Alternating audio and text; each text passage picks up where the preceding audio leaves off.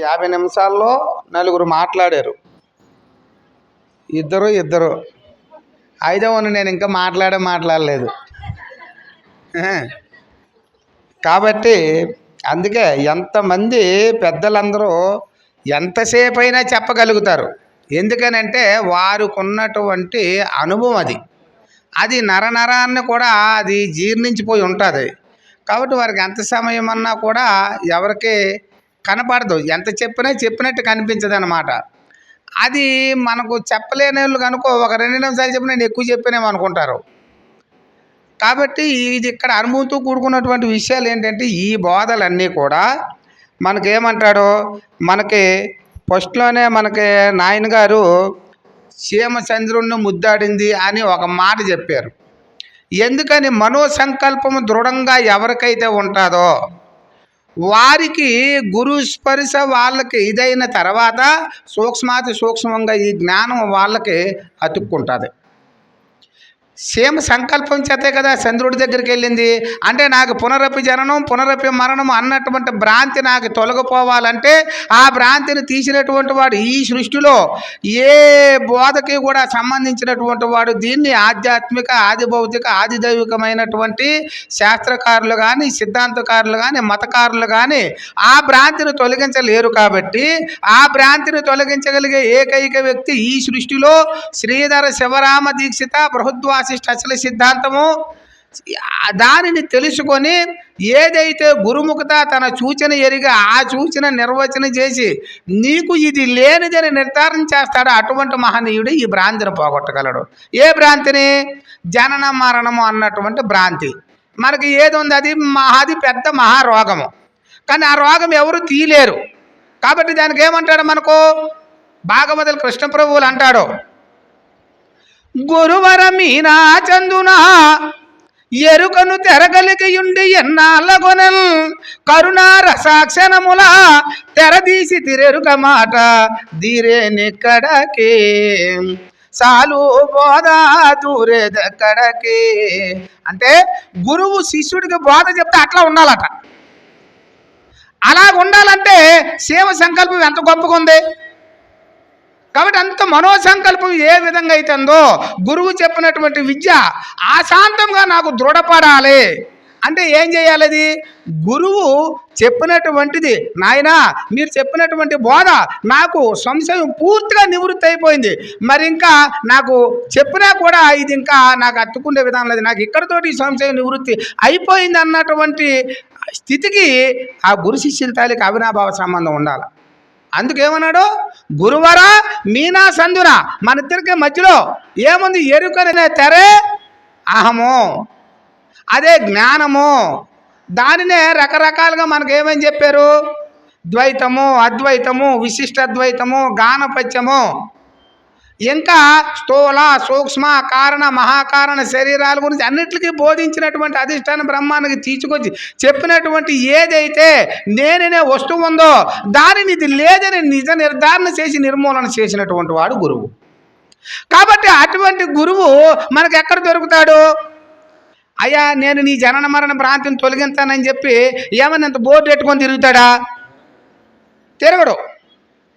కాకపోతే అయ్యా నేను పూర్ణబోధ చెప్తానని ఏమన్నా అక్షరాలు నదుటిని రాసుకొని తిరుగుతాడా? తిరగడు.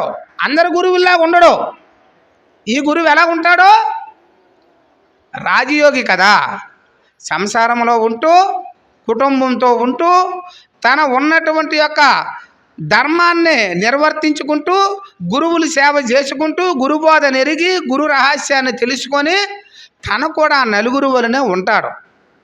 కాబట్టి ఈ నలుగురిలోనే ఉండి ఈ నలుగురికి అతీతంగా ఉంటాడు. కాబట్టి అతీతంగా ఉన్నటువంటి వాడికి మనకు ఏమని చెప్పారు? ఇందాక మనకి నాయన గారు ఒక మాట చెప్పారు. ఏమంటాడు? శివరామ దీక్షితుల వారు దీక్షితీయాన్ని ఆదర్శంగా తీసుకొని అందరూ లేదు లేదు లేదు అన్నటువంటి భావానికి ఇదైపోతున్నారు అని యథార్థమే.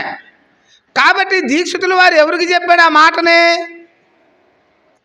అమ్మగారు చదివారు ఇందాక, శ్రీ మద్గురు కరుణా కటాక్ష వీక్షణ విచక్షణ ఋగ్ యజుర్ సామ అధర్వణ తర్క వ్యాకరణ మీమాంస భట్ట ప్రభాకర వేద వేదాంత శాస్త్ర ఆగమ అష్టదశ పురాణ ఇతిహాస పరిశీలనం శిష్యజన పరిపాలకం అన్నాడు. అంటే ఎప్పుడు శిష్యులని అంటే ఎప్పుడు పరిపాలించమని చెప్పాడు? అష్టదశ పురాణాలు, ఇతిహాసాలు, శాస్త్రాలు, భగవద్గీత, బ్రహ్మసూత్రాలు ఇవన్నీ కూడా తెలుసుకొని ఈ యొక్క అధిష్టానమైనటువంటి చైతన్య బ్రహ్మం ఉందో దానిని పూర్తిగా గురుముఖత విచారించిన తర్వాత అప్పుడు ఇది లేనిదేని గురుముఖత తెలుసుకోమని చెప్పాడు. కాబట్టి ముందే చెప్పలేదు కదా. అది ముందు శ్రీమద్గురు కరుణా కటాక్షం కలగాలి. కరుణా కటాక్షం కలగాలంటే అది నీకు మొదటి సూత్రం. ఆ గురువు కరుణ కలిగితేనే నీకు అపారమైనటువంటి జ్ఞానం నీకు ఏర్పడేది, లేకపోతే ఎట్లా ఏర్పడుతుంది? అందుకు కృష్ణప్రభులో మాట చెప్తాడు, నీ గురు బోధను నీచే బాగుగా విని నింద చేయు భ్రష్టుల మాటలు లోగని విడిచేవిది నీకే గురుడి లాంటి బోధ నెరిగించాడోయే ఎరుకాలోందే ఎరిగించోనోయే ఆ గురు బోధలో అన్నీ నేనెరుగుండే నా గురు బోధను నయముగా నీకిస్తే ఎరిగించాడోయే ఎరుకాలోందే. అంటే నాయన నీ గురు బోధ నీ చేతే తెలుసుకొని, కాబట్టి అటువంటి భ్రష్టుల మాటలు విని గురువుకి చేసినటువంటి సేవని విడిచిపెట్టి ఆ గురువు చెప్పినటువంటి ఆచరణని మర్చిపోయి నీ మార్గంలో నువ్వు వెళ్ళేవనుకో భ్రష్టుత్వం పెట్టేస్తుంది. కాబట్టి గురువు ఏదైతే చెప్పాడో గురువు చెప్పినటువంటి విషయాన్ని అశాంతంగా నువ్వు అవగాహన చేసుకొని ఆ ప్రకారంగా ఎప్పుడైతే నడుస్తావో అటువంటి వాడికి జనన మరణం అన్నటువంటి భ్రాంతి తొలుగుతుంది. అప్పుడు ఆ గురు శిష్యుల మధ్యలో ఉన్నటువంటి ఎరుకనే తెర తొలుగుతుంది. ఆ తెర ఎప్పుడైతే తొలుగుతుందో మరి జన్మ లేనటువంటి స్థితి ఏర్పడి ఈ జనన మరణం అనే ప్రవాహం అన్నటువంటి దీంట్లో కొట్టి మిట్టాడుకోకుండా గురు మేల్కలో ఉంటాడు. ఆ గురు మేల్క ఎక్కడ వస్తుంది? గురు బోధంచిన మేల్క నరులారా చేగొంటే ఆ గురువు బోధ చెప్పినటువంటి యొక్క దాని అంచున ఉన్నదంటాడు. గురు బోధ అంచున మేల్క నరులారా చేగొంటే ఎరుకనే కలజోలి ఎరుగున్నా నిలవదని చెరిగాడు. ఒకవేళ నువ్వు ఎరుగు ఉందామన్నా ఎరుకనే కల నిన్ని అది ఉండదట. ఎప్పుడు? నీకు మేల్క వచ్చినప్పుడు. ఏ మేల్క? గురువు చేత నువ్వు మేల్కొనినప్పుడు.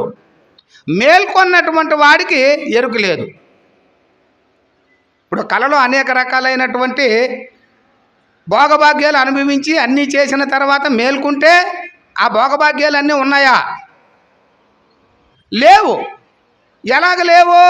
కాబట్టి అది ఆ కళలోనే కాదురా నాయన, ఈ సృష్టిలో కూడా ఈ ఇలలో కూడా ఇవన్నీ కూడా ఈ భోగాలన్నీ కూడా ఒకనాటికి లేనటువంటివే, ఇవి శాశ్వతము కాదు, ఇవి అశాశ్వతమైనటువంటివి అని గురువు చేత నిజ నిర్ధారణ అయినటువంటి వాడికి సూక్ష్మాతి సూక్ష్మంగా ఈ ధర్మము మర్మము తెలియబడుతుంది. లేకపోతే ఈ ధర్మ మర్మాలు అంత సులువుగా తెలియవు. అందుకే గురువుకి అపారమైనటువంటి గురుసేవ చేయాలి శిష్యుడు.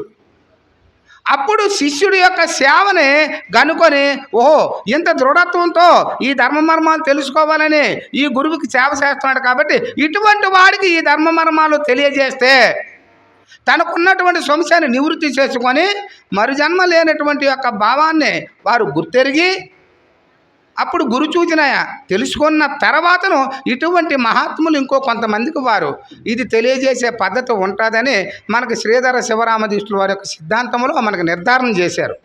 కాబట్టి అలాంటి గొప్ప సాంప్రదాయంలో మనందరం కూడా ఈరోజు ఉన్నాము. కాబట్టి మరి నేను చెప్తే అంత పని అవుతుంది అనుకోండి.